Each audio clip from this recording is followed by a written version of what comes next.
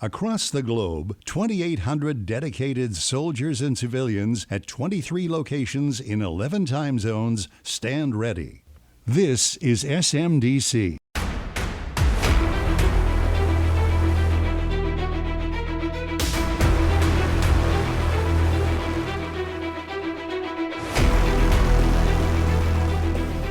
All right, everyone, welcome to a special edition of the High Ground Podcast, the official podcast of U.S. Army Space and Missile Defense Command. I'm Ronald Bailey. Today, we're bringing to you a piece developed by Sergeant First Class Aaron Rognstadt, a U.S. Army Reserve Public Affairs soldier currently assigned to SMDC. In his piece, Sergeant First Class Rognstadt will go behind the scenes to talk with soldiers from SMDC's 1st Space Brigade, who were at al-Asaid airbase in western Iraq a year ago this week during the January 8, 2020 Iranian missile strike. At times tense, you'll hear how these SMDC soldiers prepared for the worst, took care of each other, and ultimately continued their mission, delivering vital space-based capabilities to the warfighter. Let's take a listen.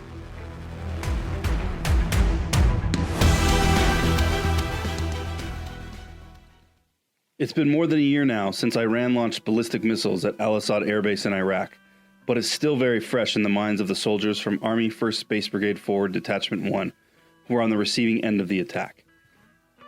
The strike, in retaliation for the death of Iranian General Qasem Soleimani from a U.S. drone attack, occurred during the early morning hours of January 8, 2020.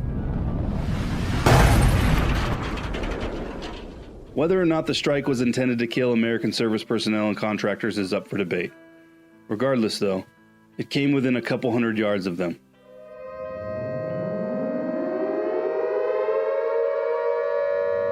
They've received prior notice missiles were coming their way, which gave them time to run for cover in a nearby bunker. Major John C. Hoyt, commander of Detachment 1, describes the morning's events in detail. So we were in direct line with our sister company, and they actually called and said, hey, there's some rounds coming your way. Without any hesitation, Major Hoyt then ordered all of his soldiers into a nearby bunker. And during that time, we're grabbing sensitive items, and Sergeant Keller was taking accountability at the end of the hallway, and that's when the rounds started hitting.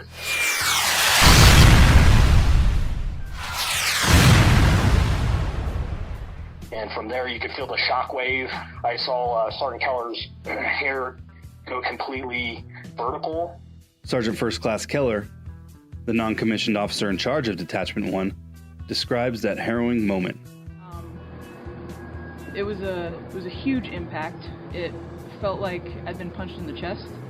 I don't really remember if I threw myself over, if I was knocked over by the blast wave, but my detachment commander was on the other end of the hallway from me, and he saw my hair fly up to my face because I was in the doorway counting everybody off on the way out, keeping accountability on the way out the door. The doors ended up blowing in, and I think half the dead made it into the bunker, and the other half was remaining in the building during the first volley of fire. And then when there was some kind of appeared to be a tactical pause, that's when we took off and ran into the bunker. And as soon as we got in the bunker, we had 100% accountability. All the NCOs did a great job, and my captains doing health and welfare checks, making sure we had everything, everyone was okay. And then more rounds started falling in, and then from there, because we have a mission to do, we had to maintain situational awareness of the area and what was going on, despite of all the rounds coming in. So myself and Captain Ford, we ran back into the building to establish comms and to check any messaging over chat. Captain Alex Ford, executive officer in charge of Detachment 1, explained what happened next. You feel everything kind of hitting and vibrating, doors rocking. And by the last impact of that first volley, the door to the backyard, we call it the backyard, but it's, the door to the yard that we had kind of fenced in actually blew off the hinges.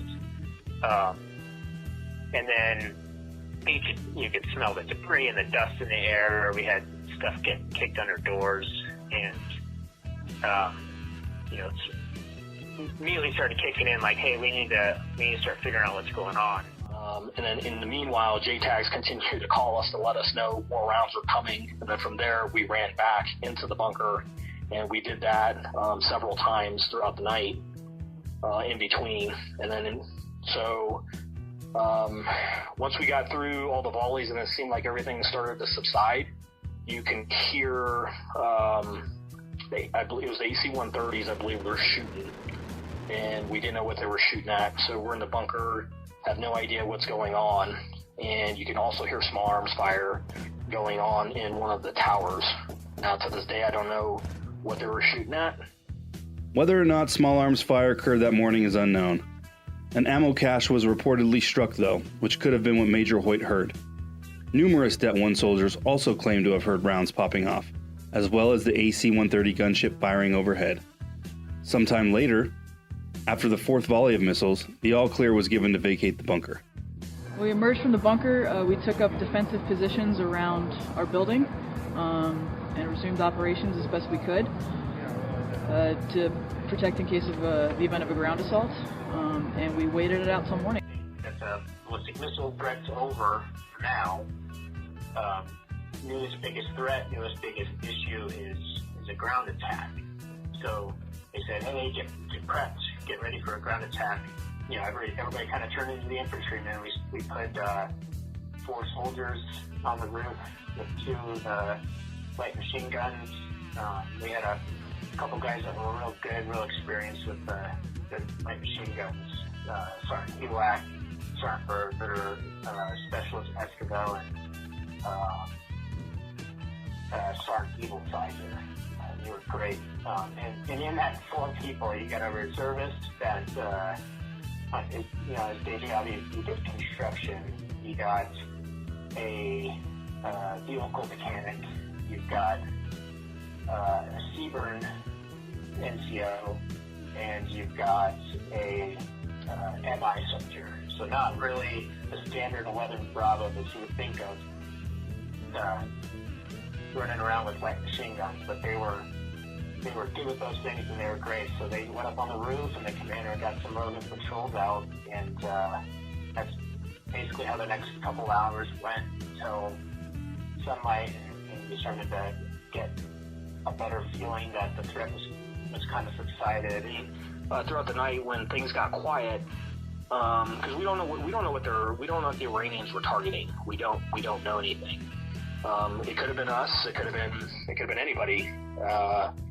But at that point, we're just waiting to see what our government and our leaders had to say on TV, just like anybody else, and see if there was going to be, some kind of response to it, or it ceased. So we're sitting here watching, President Trump give out a speech on the response and see what was going to happen, to see if there was more to come.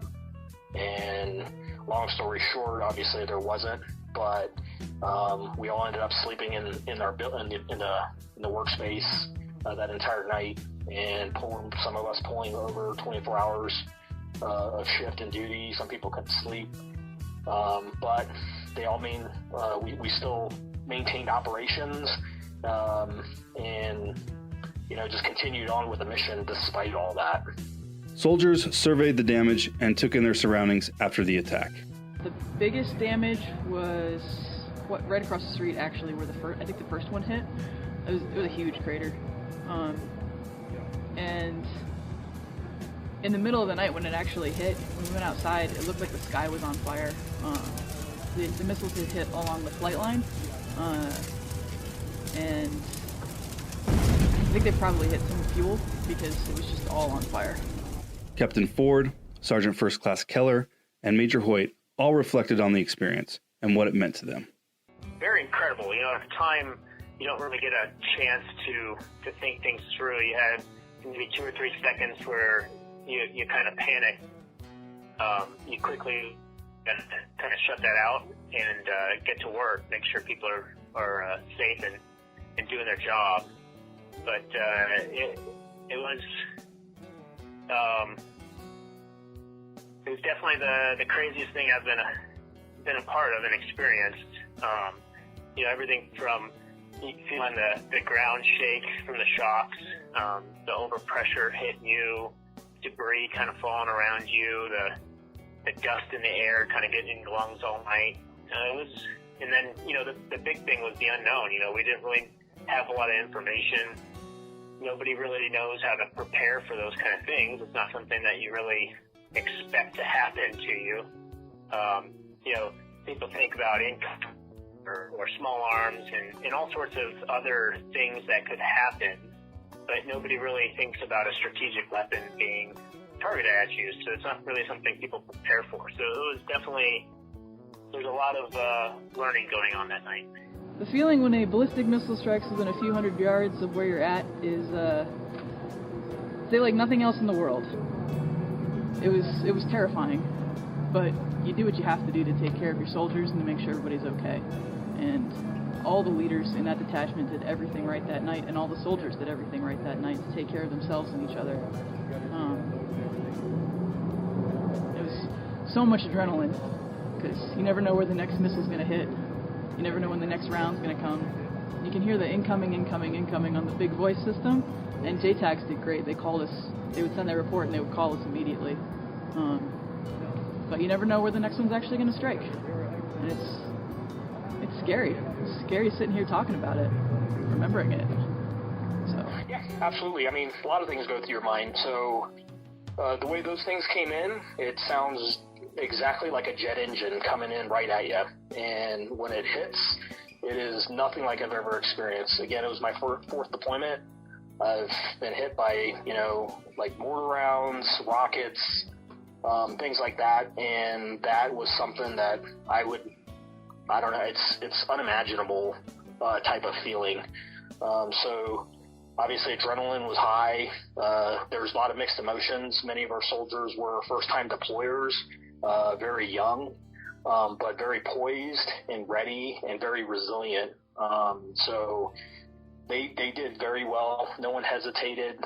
They did exactly what they were told, and they even brought in great ideas.